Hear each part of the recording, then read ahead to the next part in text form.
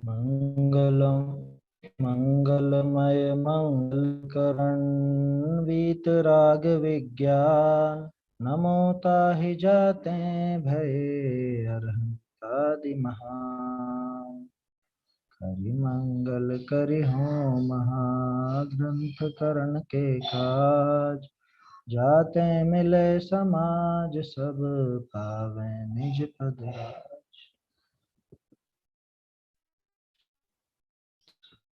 का 7वां अधिकार अपना चल रहा है।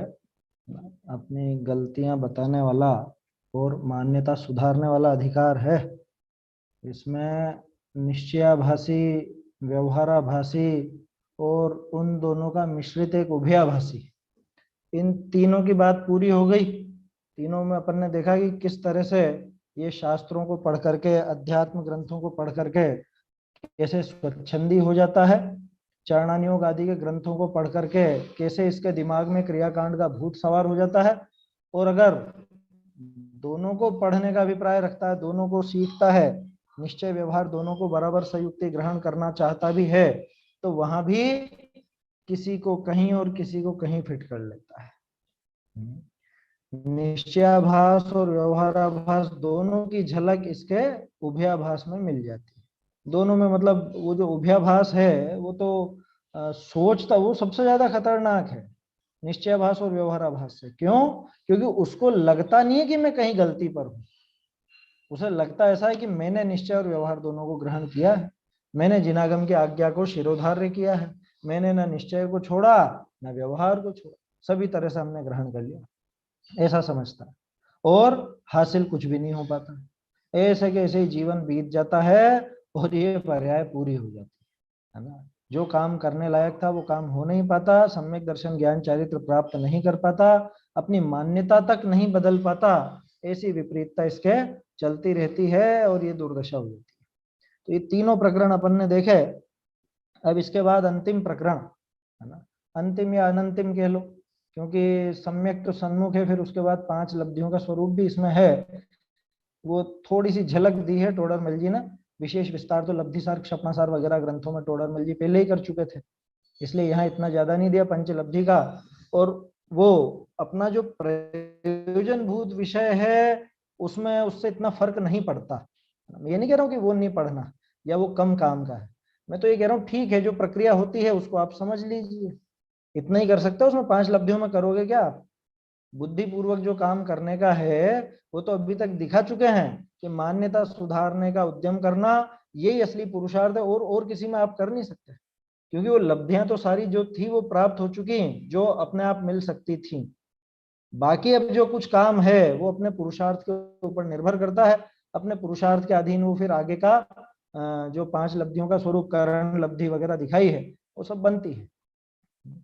तो वो परिस्थिति बनती तो है, इस वजह से उसका एक तरह से निदर्शन भी यहाँ पर किया है, बताई है टोडरमल जी, देखेंगे वो भी। अभी तो पहले सम्यक्त के सन्मुख होने पर जीव की दशा कैसी होती है, या कैसी दशा हो उस जीव को हम सम्यक तो सन्मुख समझें, या हमें अगर सम्यक दर्शन प्राप्त करना है तो हमारी दशा कैसी होनी चाहिए। आप इन तीनों बातों में से कुछ भी समझ सकते हो सम्यक तो सन्मुख मिथ्या दृष्टि के लिए, समझ में ही बात। तो ये अपने लिए प्रेरणा भी है, ये अपने लिए एक वो भी है कि कब अपने आप को सम्यक के सन्मुख खड़ा मानना है। क्योंकि अभी तो अपन ये सोचते हैं ना कि निश्चयभाषी तो अपन है नहीं, खैर वास्तव में नहीं।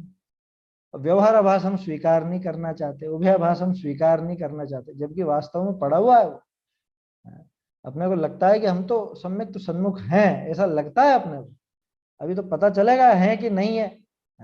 खुद की तुलना खुद को ही करनी है, खुद का जो भी है पूरा एनालिसिस खुद को ही करना है, किसी और से छाप मोहर लगवाने जाने की जरूरत नहीं है कि साहब हम सम्यक सन्मुख हैं कि नहीं, हम उभयाभासी तो नहीं है, हम व्यवहाराभासी तो नहीं। खुद अपन परखो, हमारी किसके प्रति ज्यादा चिपकास है, ये अपन खुद परखें। निश्चयाभास जैसी हमारी प्रवृत्ति चल रही है कि व्यवहाराभास जैसी प्रवृत्ति चल रही है, इसको हम परखें। समझ में आई बात? जिनवाणी जिनवाणी सुनना तो अच्छा लगता है, लेकिन वो हाँ, उतरती नहीं है, इसको क्या समझे? जिनवाणी सुनना तो अच्छा लगता है लेकिन उतरती नहीं है। उतरती कैसे नहीं है? आचरण में। हाँ, और आचरण में उतरती है जिनवाणी तो, और तो कहीं उतर देखो, नहीं सकती। ऐसा है इसमें कि आचरण में उतरने में कभी कभी समय लग सकता है। हाथों हाथ वो हो जाए जरूरी नहीं। जैसे अपन आत्मानुशासन पढ़ते हैं ना, अब आचार्य देव तो मुनि बनने की प्रेरणा हर छंद में देते हैं। अपन ने देखा ना कितनी जगह दी, घर छोड़ने की प्रेरणा देता है। अब वो बात झूठी तो नहीं लगती, बात तो बिल्कुल सच्ची लगती है, लेकिन हाथों हाथ वो हो जाए ये जरूरी नहीं है। हाँ इतना है कि बड़े पाप के बारे में मालूम पड़ेगा तो परिवर्तन जरूर आएगा तुरंत, है ना, बड़े आपने पाप ना के बारे में। हाँ आपने 110 व्याख्यान में बताया था, 170 नंबर की गाथा है ना पंचाशती काय की, कि हाँ जिसको हाँ अभी हाँ शास्त्रों में बहुत रुचि वर्तती है उसका मोक्ष अभी बहुत दूर है। हाँ, मोक्ष भी दूर तर है। देखो, शास्त्रों में जिसकी बहुत रुचि वर्तती है उसका मोक्ष दूर तर है। ये बात अभी कैसे ध्यान नहीं है आपको? ये भैया जी ने अभी क्वेश्चन पूछा ना इसलिए। अच्छा अच्छा अच्छा, उतरते नहीं है वो वास्तव। हाँ ठीक है, सही बात है, वो सुनना तो अच्छा लगता है, पढ़ना तो अच्छा लगता है, लेकिन उतरती नहीं है वहां। हालांकि आशय दूसरा है, वहां पे आशय ऐसा है कि जो उतरने मोक्ष का मार्ग में मतलब, आगे बढ़ भी चुके उतरने का हैं। मतलब, उतरने का मतलब अभी अपन देख रहे हैं, उतरना दो तीन स्तर हाँ, पर होता है। उतरने का मतलब पूरी नहीं, मतलब आंशिक रूप से आता भी है, लेकिन ऐसा नहीं कि अपन काम तो पुराना ही कर रहे हैं और यहाँ अच्छी लगी, ऐसा नहीं, नहीं थोड़ा नहीं नहीं आंशिक तो नहीं, अंदर तो आता इसमें है। इसमें समझिए कि उतरना दो तीन स्तरों पर होता है। जिनवाणी उतरने का मतलब क्या है, ये दो तीन स्तर पर दिखेगा। एक तो ये कि उसके आचरण में वो नजर आने लग जाए। दूसरा, आचरण में तुरंत नजर नहीं आए लेकिन वो अंदर चोट पड़ रही है। तीसरा, वो श्रद्धा में पक्का बैठ चुका है, लेकिन चारित्र मोहनी का कुछ ऐसा उदय है पिछला, तो उसके कारण भी वो नहीं हो पाता होगा। जैसे श्रेणिक है ना, राजा श्रेणिक को कोई पंच महाव्रत से बेर थोड़े ना था, उनको गलत थोड़ा समझता था, चाहता ही था, लेकिन नहीं हो पाता उसके, वो नहीं आती थी, वैसे भाव नहीं आता था। श्रद्धा में उतर जाए वो सबसे पहली बात है। यहाँ ऐसा मत समझना, यहाँ भक्ष भक्ष वाली बात मत लगाना, क्या कि वो अंदर से तो हमने स्वीकार कर लिया लेकिन वो नहीं छूटता। जैसे कोई कहे शराब को तो मैंने बेकार स्वीकार कर लिया, श्रद्धा में तो पक्का बैठा है कि शराब मांस इत्यादि ये सब छोड़ने लायक हैं, लेकिन क्या करूं, अभी चल रहा है, धीरे धीरे हो जाएगा, वो नहीं लगेगा। मैंने कहा ना, बड़ा पाप, बड़े पाप का तो पता चलते ही छूटेगा। बाकी जो समझ लीजिए कि जिनमें समय लग सकता है, जो बहुत बड़े पाप नहीं है, पाप तो हैं, पाप हैं, कोई दिक्कत मतलब उस बात में कोई समस्या नहीं, पाप हैं, लेकिन ऐसे पाप जो तत्काल नहीं छूट पाते। जैसे गृहस्थ दशा में जो भी अपने दिन भर पाप होते तत्काल तो नहीं छूट रहे। आचार्य देव तो तत्काल छोड़ने को कहते हैं, लेकिन हाथों हाथ नहीं छूटते, लेकिन उन पर चोट बराबर पड़ती है, उनके विरुद्ध श्रद्धा बराबर पक्की होती जाती है। तो वो काम तो होना चाहिए ना। नहीं उतरने का मतलब बताऊं क्या? हाँ ठीक है, स्वाध्याय शास्त्र की बात है, धर्म की बात है। अब ऐसा थोड़ी ना बैठता है, कोई लौकिक जीवन में थोड़ी ना हो पाता है ऐसा। ऐसी बातें करते हैं ना बहुत से। या आप कोई प्रसंग में ऐसा कहो कि भैया देखो ऐसा है, मान लो कोई वैराग्य की बात कहो, अरे तुम अभी धर्म की बात वहीं करना, धर्म की बात धर्म की जगह करना, इसको कहते हैं नहीं उतरना।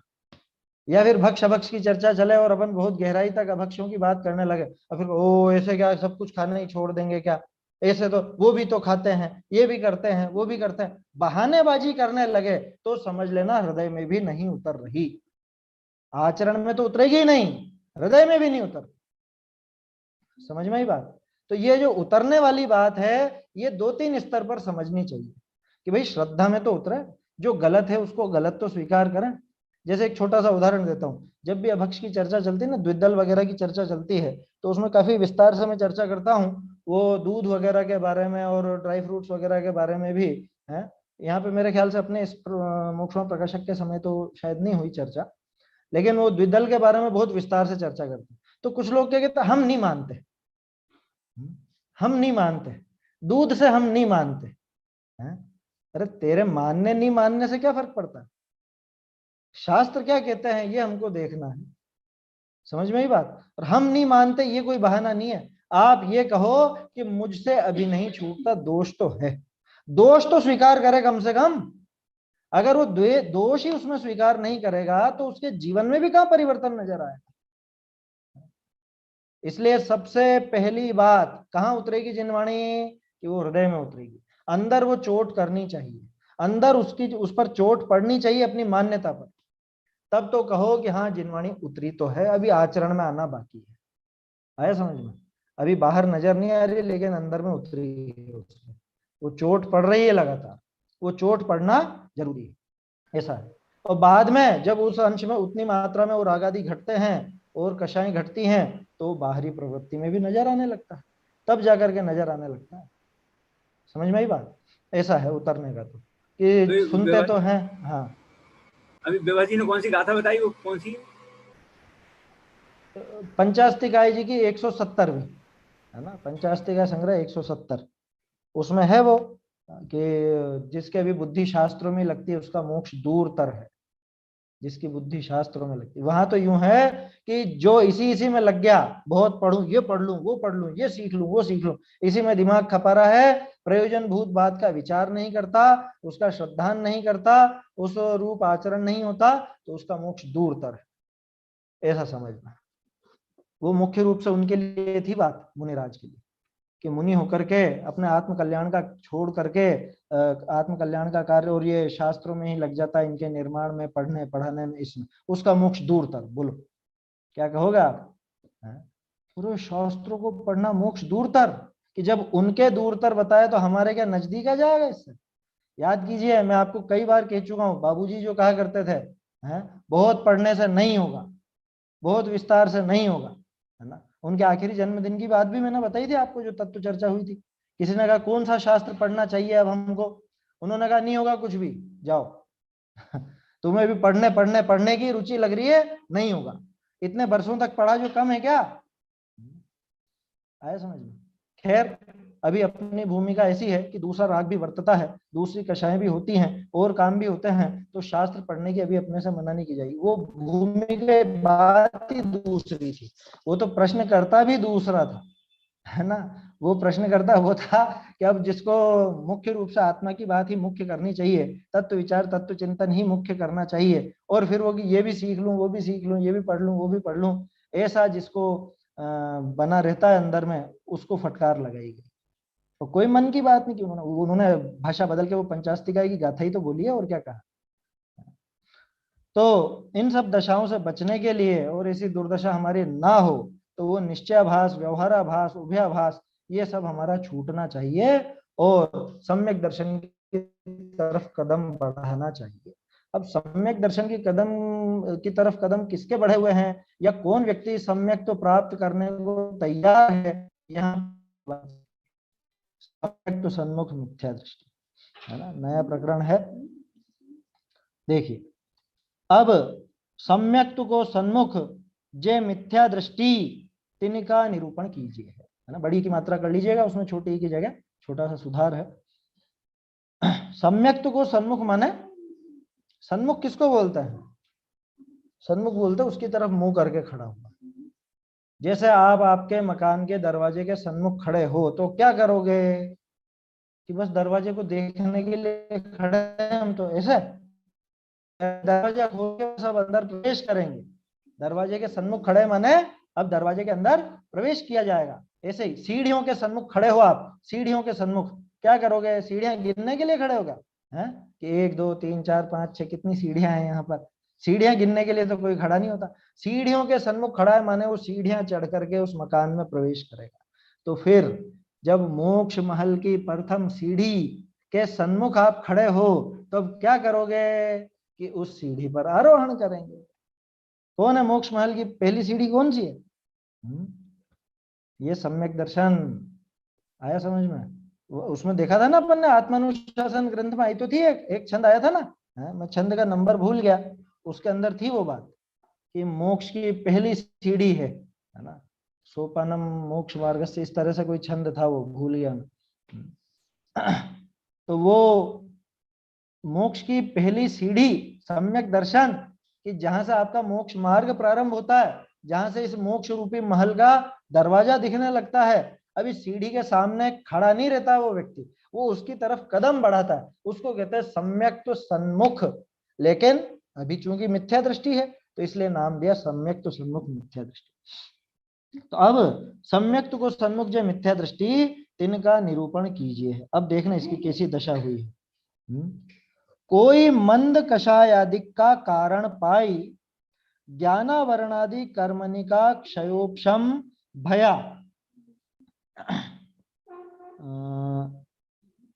भया ताते तत्व विचार करने की शक्ति भई। अर मोह मंद भया ताते तत्व विचार विषय उद्यम भया। बहुरी बाह्य निमित्त देव गुरु शास्त्र आदि का भया, तिन करी सांचा उपदेश का लाभ भया। ठीक है, तहां ये पैराग्राफ तो नहीं हो गया अभी? हाँ अभी तो है। चलिए, तहां अपने प्रयोजन भूत मोक्ष मार्ग का व देव गुरु धर्मादिक का व जीवादि तत्वनिका व आपा पर का व आपको अहितकारी हितकारी भावनिका इत्यादि का उपदेश ते सावधान होई ऐसा विचार किया। कैसा? ओहो, मुझको तो इन बातनी की खबर ही नहीं, मैं भ्रम भूली पाया पर्याय ही विषय तन्मय भया। सो इस पर्याय की तो थोड़े ही काल की स्थिति है। बहुरी यहाँ मोको सर्व निमित्त मिले हैं, ताते मोको इन बातनी का ठीक करना। मोको इन बातनी का ठीक करना जाते हैं, इन विषय तो मेरा ही प्रयोजन भासे है। ऐसे विचारी जो उपदेश सुनिया ताका निर्धार करने का उद्यम किया। ये दशा जिसकी बने वो सम्यक तो सन्मुख मिथ्या दृष्टि समझना। कुछ याद आ रहा है? ग्रंथ की शुरुआत में श्रोता का लक्षण बताया था, है श्रोता का लक्षण याद आया कुछ? शुरू में ही तो था, कितने पेज नंबर पे था? 7-8 पेज होगा या कुछ होगा, शुरू के पेजों में था। श्रोता किसको कहते हैं, श्रोता कैसे होते हैं, जो भी है 20 पेज के अंदर का ये पहले अधिकार के अंदर, तो वहां पे भी ऐसी बात थी। वहां वो विचार करता है पहले पर, हाँ 13 नंबर पेज पर, तो 13 नंबर पेज पर वो श्रोता का स्वरूप जो दिखाया है, वक्ता का और फिर वक्ता के बाद श्रोता का। 17, अच्छा 17 है ये, आप 13 तो वक्ता का होगा। चलिए, तो क्या कह रहे हैं, इसमें 2-3 दशाएं हैं, ध्यान से देखिए इसको आप। पहली कंडीशन क्या हुई? सबसे पहली बात तो ऐसी हुई कि कोई मंद कषाय आदि का कारण पाई ज्ञानावरणादि कर्मणिका क्षयोक्षम भया ताते तत्व विचार करने की शक्ति में। सबसे पहला काम क्या हुआ कि इसके कुछ मंद कषाय आदि का कारण पाकर, क्यों लिखा ऐसा मंद कषाय आदि का कारण पाकर? काम क्या हुआ? काम मंद कषाय नहीं हुआ है, अभी नहीं हुआ है, काम हुआ है ज्ञानावरणादि कर्मों का क्षयोक्षम। ज्ञानावरणी का क्षयोक्षम क्या मतलब? किसको कहते हैं ज्ञानावरणी का क्षयोक्षम? जो नहीं समझते हो वो ऐसा समझ लें कि हमारे ज्ञान पर आवरण डालने का काम, हमारी वर्तमान ज्ञान की पर्याय पर आवरण डालने का काम किसका है? ज्ञानावरणी कर्म का। ठीक है ना? ज्ञानावरणी कर्म का जब उदय होता है तो हम नहीं जान पाते, और ज्ञानावरणी कर्म का जितना क्षयोक्षम होता है उतना हम जानते हैं। ये सिस्टम तो अपन ने दूसरे अधिकार की चर्चा में भी समझा था, दूसरे तीसरे अधिकार में, दूसरे में ही था। तो ज्ञानावरणी कर्म का ऐसा क्षयोक्षम हुआ, कैसा क्षयोक्षम हुआ कि जिससे तत्व विचार करने की शक्ति। बोलो, ये जो पेड़ पौधे हैं, ये पेड़ पौधों में है ऐसी शक्ति कि तत्व विचार कर सके? वो चींटी में, इल्ली में, भौरे में, मक्खी मच्छर में है, उनमें नहीं है। अच्छा, ये जो गाय भैंस घूमती है, इनमें तत्व विचार करने की शक्ति तो है उनमें, है उनके अंदर, है ना? तो इनमें और उनमें क्या अंतर है? वो गाय भैंस में, अपने में, या वो कीड़ों में क्या अंतर है? वो भी जीव है, हम भी जीव हैं, जीव तो समान है, उसमें समस्या नहीं, लेकिन उनके ज्ञानावरणिका क्षयोक्षम इतना नहीं है कि वो तत्व विचार कर सके, और हमारे वो ज्ञानावरणी कर्म का क्षयोक्षम इतना है कि हम तत्व विचार कर सकते हैं। अब खास चीज, ये ज्ञानावरणी का क्षयोक्षम हुआ कैसे? हमें कैसे हुआ, उनको कैसे नहीं हुआ? देखो ना, शुरू में क्या दिया, कोई मंद कषाय आदि का कारण,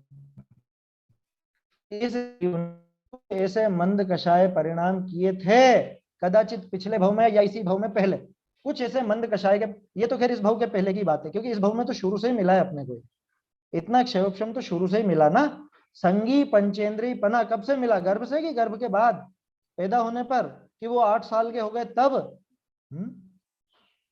ये तो गर्भ में आए तब से ही है ना। ज्ञानावरणी का ऐसा क्षयोक्षम कि संगी पंचेंद्रीय पना, ये तो हम जब गर्भ में आए थे तब से ही हमें प्राप्त है, उस समय से मिला है। इसका अर्थ क्या निकला?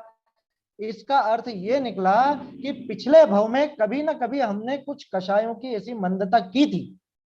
आज भले अपने जीवन में हो सकता है किसी को अपने जीवन में से लगे मेरी कषाय बहुत तेज हैं, मेरी बहुत तीव्र कषाय होती है, मंद कषाय नहीं होती, पता नहीं क्या बात है, और ऐसा वैसा। अभी भले नहीं लगता हो ऐसा, लेकिन इतना पक्का मानना कि ये संगी पंचेंद्रीय पना मिला है, ये तत्व विचार करने की शक्ति मिली है। ये शक्ति किसको मिलती है? कि संचेंद्रीय जीव को मिलती है। और संगी पंचेंद्रीय पना उसको मिलता है जिसके कभी कुछ कषायों में कमी आई हो, कोई मंद कषाय आदि का कारण पाकर, कोई मंद कषाय ऐसी चली जो उसको ऐसी शक्ति मिली है। अब वो तो क्या कहें, क्या थी, क्या उस समय कैसे भाव रहे, क्या कह सकते हैं। वो निगोद से निकल के भरत जी के 923 पुत्र हो गए हैं, हुए थे ना, 923 थे ना, 923 पुत्र भरत जी के, और वो निगोद से सीधा है। सोचो तो सही, वहां कैसी मंद कषाय करी है। इतनी मंद कषाय, इतनी वो कषायों की हीनता। अनंतानुबंधी चली गई थी क्या उनकी? अनंतानुबंधी तो नहीं गई थी भाई, चारों कषाय चौकड़ी मौजूद थी, लेकिन उन चारों में मंदता ऐसी हो गई, विशुद्धि कुछ ऐसी बढ़ गई कि उसके बाद जो कर्म बंधे वो कर्म इतने पावरफुल नहीं रहे। उसके बाद जो कर्म बंधे, ये जो ज्ञानावरणी बंधा खास तौर पर, ये ऐसा बंधा कि इतने समय बाद उनको इस तरह का क्षयोक्षम इसका मिलना था। इस ज्ञानावरणी का क्षयोक्षम फिर हुआ बाद में उसके अनुसार। क्या कह रहे हैं? कोई मंद कषाय आदि का कारण पाकर के, किसी मंद कषाय आदि कारण को पाकर के उस निमित्त से ये ज्ञानावरणी आदि कर्मों का क्षयोक्षम हुआ। देखो कैसी विचित्र बात है। वो जो मंद कषाय का काम है वो चारित्र गुण का काम है। चारित्र गुण पे ज्ञानावरणी का कोई रोल नहीं है, न चारित्र गुण का ज्ञानावरणी में कोई रोल है ना। चारित्र गुण का निमित्त निमित्तिक संबंध है बस एक ऐसा कि इधर कषाय मंद होती है ना। आपको ध्यान हो तो जो अपन ने तीसरा या चौथा अधिकार देखा था, शायद तीसरा देखा होगा या दूसरा तीसरा जो भी, तो उस समय भी बात की थी कि ये कर्मों का जो बंधन होता है उनका सिस्टम ऐसे ही है ना। वो बाकी के कर्मों का उदय कैसा क्या चल रहा है वो मुख्य नहीं है, एकमात्र मोहनी उसमें मुख्य है ना। कर्मों के उदय में देखो तो मोहनी का ही उदय मुख्य है, और इधर से अगर अपन देखें तो इधर भी राग द्वेष मोह ही मुख्य है ना। राग द्वेष और मोह यही मुख्य है। क्यों? कि जैसे एक उदाहरण था ना, अभी आप जो नहीं जानते हो, जितना आप अभी नहीं जानते हो वो कोई बंध का कारण नहीं है, क्योंकि नहीं जानना कोई पाप नहीं है। और जितना आप जानते हो वो भी बंध का कारण नहीं है। तो अब बंधन का कारण कौन रहा? कि उस जानने के साथ में वहां जो राग द्वेष मोह वो चल रहे थे, वो जो चारित्र गुण का विकारी परिणमन चल रहा था, वो सारे के सारे नए बंधन का या उसके क्षयोक्षम या उत्कर्षण अपकर्षण संक्रमण इत्यादि का कारण वो भाव ही रहते। गजब की बात है। चारित्र गुण की विकारी पर्याय, उसमें कितनी हीनता है या कितनी उग्रता है, वो आपके ज्ञानावरणी आदि दूसरे कर्मों के बंधन क्षय क्षयोक्षम उपशम उत्कर्षण अपकर्षण इत्यादि में निमित्त बनती है, और उनका असर फिर वो ज्ञान पर दिखाई देता है, ज्ञान आदि अन्य गुणों पर। समझ में आई बात? दो गुण मुख्य याद रखिए, दो।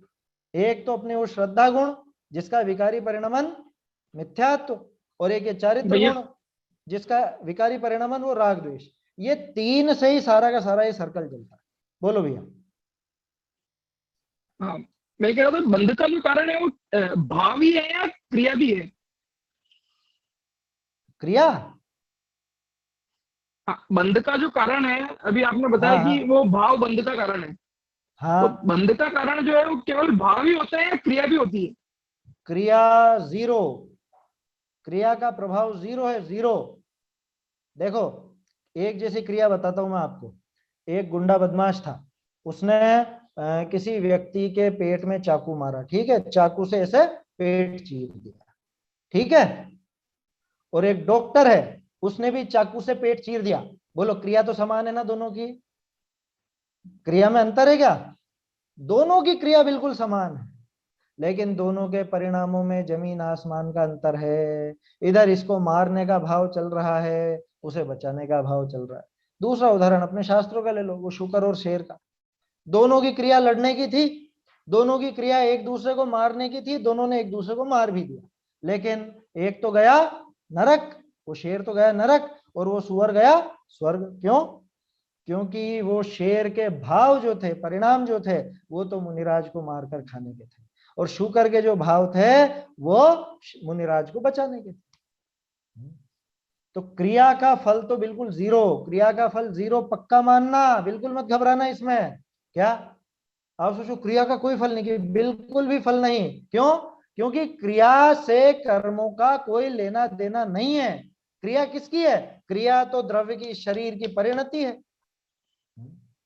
शरीर की परिणति का नाम क्रिया है। इससे बिल्कुल भी बंधन नहीं होता, रंच मात्र भी बंधन नहीं होता। 100% पक्की बात। बिल्कुल संशय मत रखना दिमाग में कि क्रिया से 5% तो लगेगा।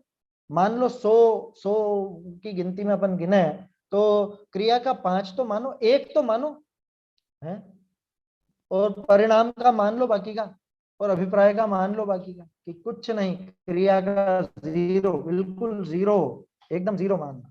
समझ में आई बात? अभी मोटे तौर पर बात करें तो परिणामों का ही फल है। गहरी बात तो अपन और जानते हैं, पहले भी कर चुके, अभिप्राय का है सारा का सारा फल। तो परिणाम उसमें बहुत कम दखल रखते हैं अभिप्राय का। फिर भी मोटे तौर पर अगर अपन कहें क्रिया और परिणाम में से, तो क्रिया का रंच मात्र भी फल नहीं होता, उन भावों का ही होता है। देखो क्रिया आप करते हो, आप पूजन कर रहे हो, ठीक है, आप भगवान की पूजन कर रहे हो भक्ति भाव से, और एक आपने वो उस पर रख रखा, नौकरी पर रख रखा है एक पुजारी को, अन्यमति कोई पुजारी, कि आ जाना भैया और तू पूजा करके चला जाना, भगवान की सेवा पूजा करके चला जाना। बोलो आप भी वही द्रव्य चढ़ा रहे हो इधर के उधर, वो भी द्रव्य इधर के उधर चढ़ा रहा है, आप भी वही पंक्तियां बोल रहे हो, वो भी वही पंक्तियां बोल रहा है। आपको लग रहा है पुण्य, उसको पुण्य नहीं लग रहा। क्यों? क्रिया तो समान है ना, कि उसको पैसे कमाने हैं उससे, इसलिए कर रहा है। आप उसको भगवान के प्रति बहुमान आपको आया इसलिए कर रहे हो। भावों का फर्क पड़ा ना। क्रिया का रंच मात्र भी फल नहीं है, बिल्कुल संशय मत रखो दिमाग में, है ना, बिल्कुल भी संशय मत रखना। रंच मात्र फल नहीं है, रंच मात्र भी। तो इससे क्या स्वच्छंदी हो जाएगी? अरे क्रिया का तो कोई फल है ही नहीं, है ना, तो मेरे ये क्रिया दिख रही है आपको अभक्ष भक्षण की, मेरे मन में भाव नहीं है वो, ऐसा मत लगा लेना। हाँ वही, उस स्थिति में ऐसी भी अच्छा, होती है अच्छा, स्थिति कि मैं करता हूँ, जैसे मन में सोचता हूँ कि ये गलत चीज खा रहा हूँ, पर जैसे खा रहा हूँ, पर हाँ, वहां तो स्वच्छंदी गिना जाएगा वो व्यक्ति। बिल्कुल 100% स्वच्छंदी। क्योंकि कोई अगर ये कहे कि नहीं नहीं साहब मेरा तो बिल्कुल भी मन से बिल्कुल नहीं थे भाव, वो तो उन्होंने खिला दिया, या उन्होंने जबरदस्ती कर ली, या उन्होंने ऐसा कर दिया है, उनकी बातों में आकर जबरदस्ती तो तब मानी जाती है जब दो जनों ने हाथ पकड़े हों, दो जनों ने पैर पकड़े हों, और एक जनों ने मुंह में ठूंस दिया हो, और उसके बाद भी मजा नहीं माने उसमें, तब अपन कहेंगे जबरदस्ती। वो ठूंस दे और इसको मजा आ रहा हो तो भी जबरदस्ती नहीं। समझ में आई बात? तो वहां तो देखो अधिकांश क्या होता है, अपनी भाव और अपनी क्रियाओं का निमित्त नैमित्तिक संबंध होता है ना। देखो इसको ऐसा समझना कि आप फिसल गए, वो अबुद्धि पूर्वक कहलाती है आपकी, आप चाहते नहीं थे। अबुद्धि पूर्वक का मतलब आपका फिसलने का भाव नहीं था, लेकिन फिसल गए, ठीक है ना, गिर गए नीचे, तो वहां तो आप कह दोगे मेरे भाव नहीं थे और गिर गए। लेकिन जो काम खुद जानबूझ करके हम करें और फिर कहें कि भाव नहीं है, ये आया था प्रकरण, अभी देखा था अपन ने, शायद किसमें, निश्चयाभासी में था कि व्यवहाराभासी में? निश्चयाभासी में ही था, निश्चयाभासी में ये प्रकरण था, है ना। उसमें टोडरमल जी ने यही प्रश्न उत्तर करे थे कि हम क्या शब्द थे, देखो शब्द एज इट इज ध्यान नहीं आ रहे मुझे, कि हाँ तेरे भाव तो हम तब नहीं माने कि जब तेरी प्रतिमावत दशा हो जाए, ऐसे शब्द थे, कि जब तेरी दशा प्रतिमावत हो जाएगी तब मानेंगे कि तेरे भाव नहीं थे। क्या मतलब प्रतिमावत? कि तू तो ऐसा का ऐसा ही बैठा हुआ है, कोई आ रहा है, कोई तेरा कुछ भी कर रहा है तो तुझे कोई परवाह नहीं, तब जाके हम मानेंगे कि हाँ तेरे भाव नहीं थे। जैसे मुनिराज तो आत्म ध्यान में लीन है, ऊपर से कोई कपड़े पहना गया, उड़ा गया कपड़े, तब अपन कहेंगे कि हाँ मुनिराज के तो भाव बिल्कुल नहीं थे, क्योंकि उन्होंने तो कहा भी नहीं, और उन्होंने तो वो आया तो उसको उपसर्ग जाना। लेकिन यहाँ तो मैं सोच के बैठा हूँ कि कोई आ जावे और उड़ा देवे मुझे, या मैं खुद ही ओढ़ करके बैठ जाऊं, और कहूं कि नहीं नहीं मेरे भाव नहीं थे, वो झूठ, वो स्वच्छंदता है ना, उसको कहते हैं निश्चयाभास। ऐसा, तो वो जो क्रिया का फल तो वास्तव में उस समय भी जीरो है। क्या? जब हम जान करके वो कर रहे हैं ना कि काम तो कर रहे हैं और बोल रहे हैं कि भाव ऐसे नहीं हमारे, उस समय भी क्रिया का फल तो जीरो ही है। वो जो भावों में इसके इतनी मायाचारी पड़ी हुई है, वो जो भावों में इतनी इसके समझ लो तीव्र राग पड़ा है कि उसके पीछे जिनवाणी को ये शस्त्र के रूप में काम में लेता है, उस परिणाम का इसको बहुत दुष्परिणाम मिलता है ना, उसका बुरा फल मिलता है, उसका पाप लगता है। हाँ, उसमें भी भावों की मायाचारी कह सकते हैं उसको। बिल्कुल भावों की 100% मायाचारी हो गई मायाचारी है, एक तरह से। मायाचारी ही है वो, है ना। ऊपर से वो क्रिया करता है और बोलता है कि नहीं नहीं मेरे तो भाव नहीं थे, वो झूठ है उसकी बात। ऐसा है, तो वास्तव में क्रिया का तो फल किसी को भी जीरो ही है, चाहे जान करके करे चाहे बिना जाने करे, हाँ, हर क्रिया स्थिति, का फल नहीं है, सारा का सारा फल उसका हर स्थिति में जीरो ही है क्रिया का फल। जीरो जीरो जीरो, किसी भी दशा में देखो आप, सही। है ना। वो जो उसने अभक्ष भक्षण किया, जो ऐसे उठा करके और ऐसे खाया, उसका फल नहीं है। वो जो उसकी लिप्सा अंदर पड़ी हुई है, ग्रद्धता पड़ी है, वो जो राग पड़ा है अंदर, दोष तो उसी का है। समझ में आई बात? और वो उसके चल ही रही है, भले ऊपर से कहता हो कि नहीं नहीं मेरे तो भाव नहीं है ना, परिणाम तो चल ही रहे अंदर, ऐसा समझना। तो पहला बिंदु क्या? पहला बिंदु ये कि उसके तत्व विचार करने की शक्ति भई, ये पहला बिंदु है। तत्व विचार करने की शक्ति हुई, क्यों हुई? क्योंकि उसके ज्ञानावरणादि कर्मों का क्षयोपशम हुआ, है ना। ज्ञानावरणादि कर्मों का क्षयोपशम क्यों हुआ? क्योंकि पहले कुछ ऐसे मंद कषाय रूप परिणाम चले थे पिछले भव में। पिछले भव का क्यों कह रहा हूं मैं? क्योंकि ये बात चल रही संगी पंचेंद्रीय पने की, और संगी पंचेंद्रीय पना हमको शास्त्रों को पढ़ने के बाद नहीं मिला है, ये जन्म से ही मिला, गर्भ से ही मिला है ना।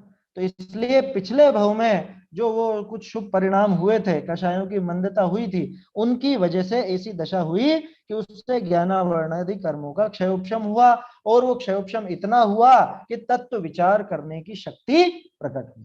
पहला। दूसरा नंबर, अर मोह मंद भया ताते तत्व विचार विषय उद्यम भया। क्या दूसरा बिंदु क्या आया? तत्व विचार करने में उद्यम लगा। देखो, तत्व विचार करने की शक्ति मिल गई, उस शक्ति का क्या अचार डालें क्या है? उस शक्ति मिल गई, शक्ति का उपयोग नहीं करे तो किस काम का? शक्ति तो सबको ही मिली है ना। आज हमारे सारे भाई, कम से कम जैनी भाइयों की बात कर लो तो वो सारे के सारे भाई कर रहे हैं क्या तत्व विचार? है कितने लोगों का? अरे जो हम स्वाध्यायी हैं, जो हम स्वाध्याय कर रहे हैं, उनमें से कितने तत्व विचार करते हैं? बहुत सौ के लिए तो ये क्रिया जैसी ही तो है ना, शुभ भाव समझ करके, इसको पुण्य बंध का कारण समझ के, हाँ हाँ स्वाध्याय करनी है, स्वाध्याय करनी है, स्वाध्याय करनी है, ऐसा समझ करके इसमें लगे रहते हैं। बस पुण्य बांधने की रुचि है, मुझे पुण्य बंध जाए, मेरा अच्छा अच्छा हो जाए, कुछ ऐसा सोचते। तत्व विचार कहाँ करते हैं कि ये जो दशा बनी ये क्यों हुई, इसका क्या कारण है, ये सामने वाले ने ऐसी बात कही तो ये क्यों कही है, ये सारा विचार कहाँ करते हैं? बिल्कुल विचार नहीं करते। अरे ऊपरी तत्व विचार ही नहीं करते। ऊपरी का मतलब वो कर्म आदि की व्यवस्था का, पुण्य पाप आदि की व्यवस्था का ही कहाँ विचार करते हैं? आत्मा की बात तो बहुत आगे। अभी तो यही नहीं विचार करता कि मेरे ही कर्म थे, मेरे ही ऐसे भाव हुए थे जिनकी वजह से ऐसे पुण्य का या ऐसे पाप का उदय आया है। अभी तो इतना तक नहीं चलता, वो आगे फिर कि मुझ में तो इनका प्रवेश ही नहीं, वो बात तो बहुत आगे की। तो तत्व विचार की शक्ति मिली, ये पहला बिंदु। लेकिन अब इससे आगे बढ़ गया, इससे आगे क्या बढ़ा कि तत्व विचार करने का उद्यम हुआ। अब इसमें भी एक खास बात है, तत्व विचार में उद्यम किसका होगा? किसका होगा? कि जिसका मोह मंद हुआ होगा। देखो, तत्व विचार करने की शक्ति ज्ञानावरणी के मंद होने पर मिलती है ना, और तत्व विचार में उद्यम मोह मंद होने पर होता है। जिसका मोह मंद नहीं हो वो ये बात सुनना ही पसंद नहीं करेगा। समझ में ही बात? इसलिए पक्का मानना कि मोह की मंदता है उन जीवों के जो जिनवाणी का रसपान करना चाहते हैं, जो जिनवाणी पढ़ना चाहते हैं, जिनवाणी सुनना चाहते हैं, उनके मोह की मंदता वास्तव में हुई है। किसी को जबरदस्ती पकड़ के बिठा दिया हो उसकी बात अलग है, उसके नहीं भी हुई हो, लेकिन जो अपने मन से खुद पढ़ना चाह रहा है, अपने मन से जो खुद सुनना समझना चाह रहा है, पढ़ना चाह रहा है जिनवाणी को, तो उसके 100% मोह की मंदता तो हुई है, क्योंकि तीव्र कषाय में ये भाव आएंगे ही नहीं। बोलो कहाँ आते हैं तीव्र कषाय के जोर में? आपको क्या भाव आएंगे? कह रहे क्या करें, फ्री बैठे हैं, चलो एक काम करो, लाओ मोबाइल चलाओ, क्या क्या आया क्या नहीं आया, कोई फिल्म आई क्या, नई फिल्म देख लो, है क्या खबर आई है अखबार पढ़ लो, या ये किताबें पढ़िए उपन्यास वगैरह ये पढ़ लो, या कुछ और चीजें पढ़ लो, है महिलाएं हैं तो कुछ कुछ और काम कर लेंगे क्या ये नई रेसिपी आई है ये बना के देख लो, या ये चीज कैसे बनती है ये बना के देख लो। ये मोह की मंदता नहीं है। जिसके मोह की मंदता होगी वो ये सोचेगा कि कुछ अपन यार ये थोड़ा सीखें समझें क्या बात है, आखिर क्या बात चल रही है। पक्का मानिए तीव्र कषाय में आपको जिनवाणी पढ़ने का कभी नहीं आएगा, कभी नहीं आएगा।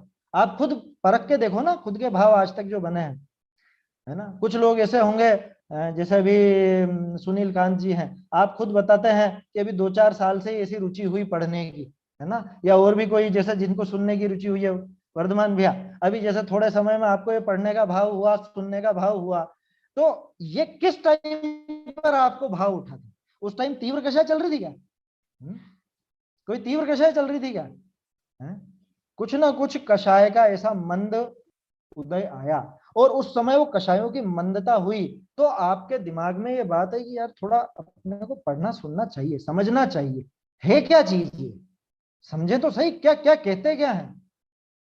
तीव्र कषाय में क्या होता है, अरे ये स्वाध्याय वगैरह बंद कराओ, स्वाध्याय नहीं करनी, हमारे यहाँ पे ग्रंथ नहीं रखे जाएंगे, यहाँ पे नहीं होने देंगे हम ये कार्यक्रम, ये तीव्र कषाय का परिणाम। अब उसी में से वो जो विरोध कर रहे हैं, उन विरोध करने वालों में कदाचित किसी के ऐसा मंद उदय आएगा जब कषाय, ये कहते क्या है यार, जो इतना विरोध कर रहे हैं, सब लोग इतना विरोध करते हैं, ये कहते क्या है, ये बात क्या करते हैं। गुरुदेव का जो विरोध हुआ करता था कांजी स्वामी का, बहुत से लोग तो वो विरोधी ही उनके पक्ष के हो गए। उसका कारण यही रहा कि वो सुनने आ गए। क्या समझ में ही बात? पहले तो सिर्फ विरोध करते थे, क्यों करते थे? विरोध करना है हमको इनका, ये गलत आदमी है, बहुत गलत गलत बोलते हैं, इसलिए हमको इनका विरोध करना है। क्या गलत बोलते हैं ये नहीं पता था, बस ये गलत बोलते हैं। ये है तीव्र कषाय का परिणाम। फिर उनके कभी मंद कषाय का ऐसा फेरा आया तो उनको लगा कि बोलते क्या है, देखें तो सही, अपन सुन के तो देखें। और फिर सुना, समझने की कोशिश की, तो फिर वो दिमाग ही पलट गया बिल्कुल, अरे ये क्या, हम पागल बन के इनका विरोध कर रहे थे। अभी जिन्होंने भी कुछ समय में ही स्वाध्याय चालू किया हो, तो आपको जिनवाणी में कुछ ऐसी विपरीत बात लगने लगी क्या? कुछ ऐसी बात लगती है कि अरे ये तो अपने लिए बहुत नुकसान वाली बात है, अपने लिए बहुत खतरनाक बात है, ऐसा तो नहीं लगा होगा ना? है जो लोग भी नए नए चालू हुए होंगे, भले 2-4 साल में या 5-7-10 दिन में, महीने भर में, ऐसा तो नहीं लगा ना कि अरे ये अपने ढंग की नहीं है बात, ये गलत है बात, ऐसा तो नहीं लगा ना?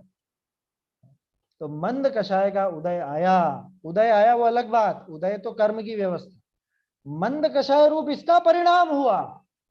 समझ में आई बात? देखो दोनों जगह टोडरमल जी ने मोह की मंदता दिखाई है।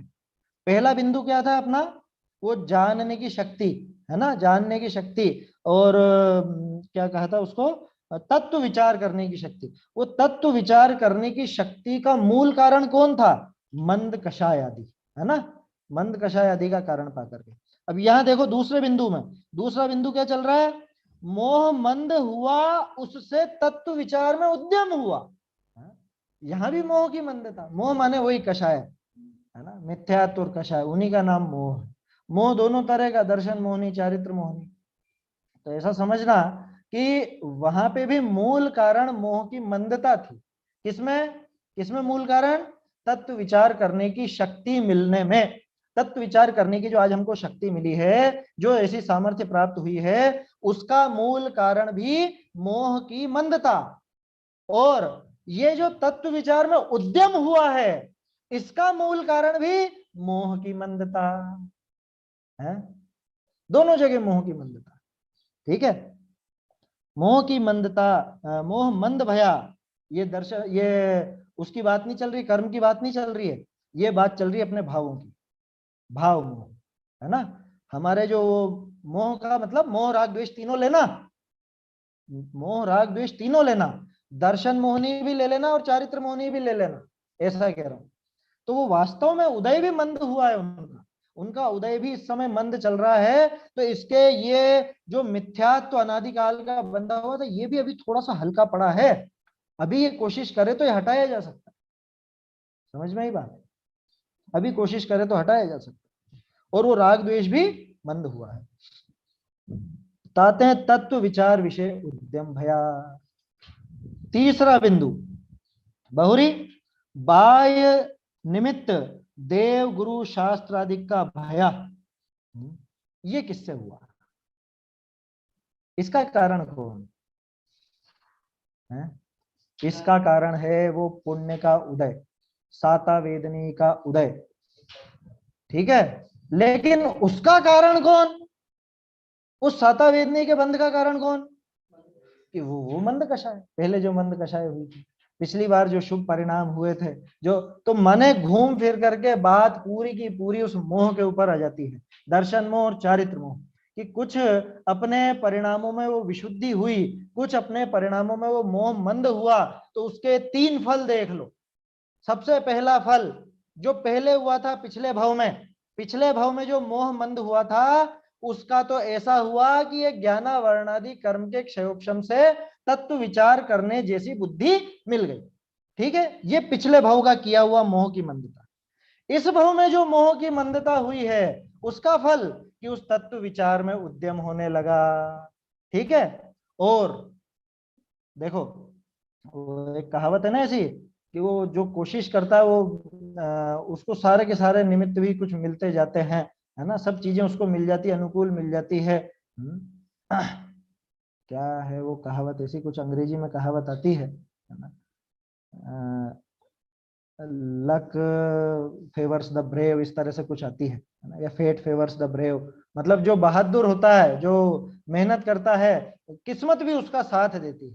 तो ये किस्मत ने साथ दे दिया, लेकिन ये किस्मत भी तो आखिरकार इसी ने बनाई है। पहले वो कषाय की मंदता करके कुछ ऐसे परिणाम करके वो साता वेदनी आदि जो बांधा, प्रशस्त पुण्य बांधा, उस प्रशस्त पुण्य के उदय में कौन मिल गए? बाह्य निमित्त देव गुरु शास्त्र आदि मिल गए। अब बोलो ये 3 बिंदु क्या है,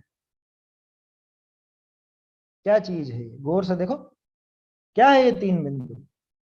आप इनको देखेंगे तो आपको समझ में आ जाएगा कि ये 3 बिंदु में सबसे पहला बिंदु है क्षयोपशम लब्धि, दूसरा बिंदु है विशुद्धि लब्धि, और तीसरा बिंदु है देशना लब्धि।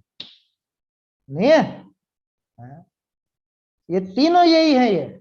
और तीनों का मुख्य कारण कौन?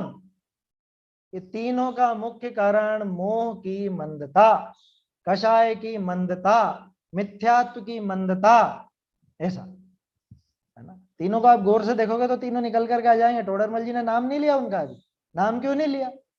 नाम वो आगे देंगे ना, पंचलब्धियों का स्वरूप दिखाएंगे वहां देंगे, लेकिन ये कंडीशन हमको मिली या नहीं मिली।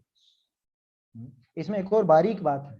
बारीक बात क्या है? नाम इसलिए भी नहीं दिया क्योंकि देशना मिल जाना एक बात है, लेकिन देशना लब्धि होना दूसरी बात है। क्या? मेरी बात पे ध्यान देना। देशना मिल जाती है वो तो बहुतों को मिली, लेकिन सबको देशना लब्धि नहीं हुई है वो। समझ में आ रही है बात? देवशास्त्र गुरु तो मिल गए, ये जिनवाणी तो मिल गई, लेकिन इसको अगर समझने का उद्यम ना करे, इसको समझे ही नहीं, तो किस बात की देशना लब्धि थोड़ी ना। वो लब्धि माने लाभ, वो लाभ होवे तो वो देशना लब्धि कहलाएगी। ये देशना मिली है, ये क्षयोपशम मिला है, ये विशुद्धि मिली है। समझ में आ रही है बात? ऐसा है। तो ये 3 बातें इसके साथ हुई। सबसे पहले तो क्या हुआ? सम्यक तो सन्मुख मिथ्या दृष्टि की क्या कंडीशन है? कि सबसे पहली कंडीशन तो ये है कि पिछले कुछ मंद कषाय आदि का कारण पाकर ज्ञानावर्णी कर्मों का, तो ज्ञानावर्णी आदि कर्मों का तो ऐसा क्षयोपशम हुआ कि जिससे तत्व विचार करने की शक्ति मिली। बोलो अपने में से किसको नहीं मिली है? आप में से कौन है ऐसा जिसको एक क्षयोपशम ऐसी शक्ति नहीं मिली है? ऐसा तो कोई भी नहीं, सभी बैठे हैं। आप सबको मेरी बात सुनाई देती है, आवाज आती है, तो आप कर्ण इंद्रिय वाले हो। और कर्ण इंद्रिय वाले हो माने पंचेंद्रिय हो। ये पता है कि नहीं आपको? इंद्रियों का जो क्रम है ना, वो क्रम के पीछे लॉजिक है क्या? कि जो इंद्रिय का आप नाम लोगे, जिस भी इंद्रिय का नाम लोगे, उसके पीछे वाली सारी इंद्रियां उसके साथ आएंगी। कोई जीव अगर हम कहते हैं 4 इंद्रिय है, तो 4 इंद्रिय का मतलब ऐसा नहीं होगा कि स्पर्श रस स्पर्शन रसना घ्राण और कर्ण मिल जावे। 4 इंद्री है तो 4 तक ही पहुंचेगा वो। स्पर्शन, रसना, घ्राण और चक्षु ही होगी। कोई एक इंद्री हट करके कर्ण आ जावे ऐसा नहीं होगा। कोई 3 इंद्री वाला है तो कोई सी भी 3 इंद्री नहीं होगी, स्पर्शन, रसना और घ्राण ही होगी, है ना। इस पे ध्यान देना, इस बात पे आया समझ में। ये 5 जो है ये क्रम है इनका, कि सबसे कोई जीव एक इंद्री तो कौन सी इंद्री, कि नियम से सिर्फ स्पर्शन इंद्री। कोई 2 इंद्री है तो नियम से स्पर्शन और रसना ही, ना कि स्पर्शन या स्पर्शन और घ्राण या रसना और चक्षु, ऐसा नहीं। नियम है ये, नियम, ये क्रम है। किसी को अगर ये मालूम नहीं हो तो इस वजह से मैंने बोल दिया, ध्यान रखिएगा आगे, ये नियम रहता है ना। और इसलिए भी बोल दिया कि आप में से कुछ लोग बच्चों को पढ़ाने वाले भी हैं, तो ये चीज बच्चों को बचपन से सिखा दें कि बेटा 4 इंद्री का अर्थ स्पर्शन, रसना, घ्राण, चक्षु ही होता है। कर्ण नहीं आएगा 4 इंद्री में कभी भी। 3 इंद्री में कभी भी चक्षु और कर्ण नहीं आएंगे। 2 इंद्री में कभी भी घ्राण, चक्षु और कर्ण नहीं आएंगे। 2 इंद्री माने स्पर्शन और रसना ही होगा, स्पर्शन और चक्षु नहीं होगा। समझ में ही बात, ये क्रम है इनमें, क्रम, ऐसा क्रम चलता है। तो किस क्रम में हुआ? खेमचंद जी ने पढ़ाया था उसको, वीर सागर जी के भाई है ना खेमचंद जी, उनको ये क्रम हमको बताया था हमारे डेली स्वाध्याय में। अच्छा अच्छा, हाँ हाँ ये क्रम है, वास्तव में इस तरह से क्रम है और ये ध्यान रखना चाहिए। देखिए तो क्या कह रहे हैं कि मैं तो क्या कह रहा था आप लोगों से कि हाँ सुन तो सभी रहे हो मेरी बात, और जो बात सुन रहे हो उसको समझ में भी तो आ रहा है ना, तो इसका मतलब आपको ये शक्ति मिली है। ये बिल्कुल भी मत सोचना कि क्या पता हमको वो शक्ति मिली कि नहीं मिली। अरे आप मनुष्य हो, मनुष्य कहते ही ये अर्थ निकालना कि ये शक्ति मिली। कोई पागल भी हो ना, पागल, उसको भी ये शक्ति है। समझ में ही बात, कि जिसका दिमाग फिर गया हो, जैसे पागल खाने में इलाज चल रहा हो, उसमें भी ये समझने की, तत्व विचार करने की सामर्थ्य है। ये पक्का मानना। आप में से कोई सोचता हो कि कोई पागल हो उसको कैसे होगी, कि है उसको, मत चिंता करो, शक्ति है ना। ये अलग बात है शक्ति का उपयोग करता है कि नहीं करता, वो अलग चीज है, वो आगे की बात है। दूसरा बिंदु क्या है, तत्व विचार में उद्यम हुआ। अपना अपना उद्यम परख लीजिए, हुआ कि नहीं हुआ, कि नहीं नहीं हमारा तो दिन भर यही उद्यम चलता है। इसका नाम उद्यम नहीं है, इसका नाम उद्यम नहीं है। ये तो पुण्य की लिप्सा भी हो सकती है। समझ में ही बात, कि दिन भर जो आप इधर उपयोग चलाते हो ये तो पुण्य की लिप्सा भी हो सकती है। आप इसको तत्व विचार का उद्यम नहीं कह सकते। आप उसको समझने का प्रयास करें, या आप उसको समझने में अपना दिमाग लगाएं, शांत चित्त होकर के विचार करें, एकांत में। अभी आएगा इसके अंदर में, एकांत होकर, एकांत में बैठ करके वो विचार करता है ना। तो वो विचार चले तो आप समझना कि तत्व विचार के लिए आपने उद्यम किया है। कोई जयकारे बोलने से, या वो अब चलता है ना जैसे ऐसे वो यात्राएं भी निकालते हैं, रथ भी निकलते हैं, और चीजें भी होती हैं, वो तत्व विचार का उद्यम नहीं है। जयकारा बोल देना तत्व विचार का उद्यम नहीं है, ये समझ लेना। मैं किसी क्रिया की मना नहीं कर रहा हूं, मैं तो ये कह रहा हूं कि हम जो और सब क्रियाएं करके सोचते हैं कि ये हमने तत्व विचार का उद्यम कर लिया, नहीं कर लिया, नहीं किया। और तीसरा क्या था, बाह्य निमित्त देव गुरु शास्त्रादिक का भया। तीन करी साचा उपदेश का लाभ भया। उनके द्वारा, वो देव शास्त्र गुरु के द्वारा सच्चे उपदेश का लाभ हुआ। अब बोलो, ये तीनों दशाओं में से आपके पास कौन सी दशा नहीं है? ये तीनों में से आपके पास क्या नहीं है? आपके पास वो समझने की शक्ति नहीं है, कि आपके पास वो उद्यम नहीं हुआ यहाँ पर, या आपके पास देवशास्त्र गुरु का वो योग नहीं है, वो सच्चा उपदेश नहीं मिला आपको, क्या बात है? तीनों ही चीजें मिल गई ना। देव शास्त्र गुरु मिल गए, देव शास्त्र गुरु की जो पक्की सच्ची बात है, उस सच्ची बात को बताने वाले कुंदाचार्य, अमृत चंद्राचार्य, टोडरमल जी हैं, ऐसे गुरुदेव, ये इन जैसे हमको मिल गए सुयोग से। बोलो अब क्या कमी है, कि बस समो शरण और मिल जाता। अरे तो वहां क्या कर लेता जो यहाँ नहीं कर पा रहा है? वहां और कौन सी नई बात मिल जाती? वहां भी तो यही बात मिलनी थी ना। और पहले कौन सा नहीं मिला ये भी तो बताओ। पहले क्या समोसरण में नहीं होके आए क्या? सब होके आए हैं, सब होकर के आए हैं, सब बैठे हुए हैं यहाँ, है ना। महावीर स्वामी के समोसरण में सब थे किसी और के में थे जरूर, मत चिंता करो, सब होके आए हो। इसलिए बहानेबाजी करने की आवश्यकता नहीं है। ये बहुत जबरदस्त बात है कि पंचम काल में आपको ये योग मिल गया और ये समझने की रुचि हो गई, ये बहुत बड़ी बात मानना। माने बहानेबाजी तो करना ही मत कि अरे साहब हमें तो कहाँ मिला, हम चौथे काल में होते तो फिर भी कुछ करके बताते, अभी क्या करें। फालतू बात मत करो। करने लायक सारी व्यवस्था हो चुकी है। जो काम करना चाहता है वो इस सारा का सारा उसको मिल चुका है, उसके अनुकूल सारी दशाएं मिल चुकी है ना। चलिए देखिए, मेरे ख्याल से समय तो हो गया है, पैराग्राफ अधूरा रह गया, लेकिन ये 3 पॉइंट समझ में आए ना। अब वो जो उपदेश मिला, उस उपदेश का लाभ हुआ, अब वहां पे वो क्या करता है, खास चीज ये है।